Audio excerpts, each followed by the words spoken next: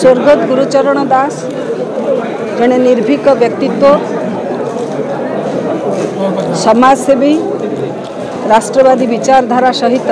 ओतप्रोत भाव में जड़ित थिबा एवं भिन्न भिन्न संगठन रे काम करी प्रत्येक संगठन रे निजर अस्तित्व को दृढ़ करि पारिथिबा एवं सर्वोपरि सांबादिकता क्षेत्र में शेष जीवन पर्यंत जे कर्मरत थिले अंचलर लोकंकर समस्या को शुणिबा एवं ताकू कार्य परिणत करिबा तार समाधान दिगरे केन्द्रापड़ा ठारू भुवनेश्वर पर्यंत जाई पहुँचवा जे कुंठाबोध करुनथिले एवं बहु लोकंकर श्रद्धार पात्र थिले। आज तांकर चतुर्दशतम श्राद्धवासरे मुआसी एठी पहुँची एठी तांकर सुपुत्र श्री विष्णु दास महोदय ए कार्य को वर्ष वर्ष धरी चलाई रखिछंती एवं केवल श्राद्धोत्सव नुहे श्राद्धोत्सव से जो गुरुचरण दास जो कार्य क्षेत्र में काम करछंती से कार्य क्षेत्र में विशेषकर समाज सेवा क्षेत्र में जो माने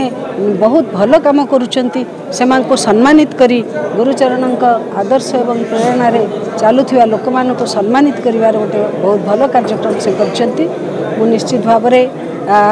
ए माटीर संतान गुरुचरण उनका अवर्तमान रे से जो कर्म करि जाइछंती से समस्त निकट में चिरभास्वर हो रहिबे एवं सेथिपई तांको सुपुत्र करुथिबा कार्यक्रम को मु मध्य हृदय धन्यवाद दूची। मु आज एठी पहुँची प्रभु बलदेव जी क्षेत्र में पहुँचिकी एभली एक भव्य कार्यक्रम में उपस्थित रही मु गौरवान्वित अनुभव कर। आज स्वर्गत गुरुचरण दासंकर 14तम श्राद्ध वार्षिकी अवसर रे तांकर स्मृति कमिटी तरफ प्रति वर्ष भली आज कार्यक्रम प्रस्तुत होता तादरे आम ओडिशार महामहिम स्पीकर बाचस्पति महोदय आमर महाकालपड़ार विधायक डॉक्टर दुर्गा नायक एवं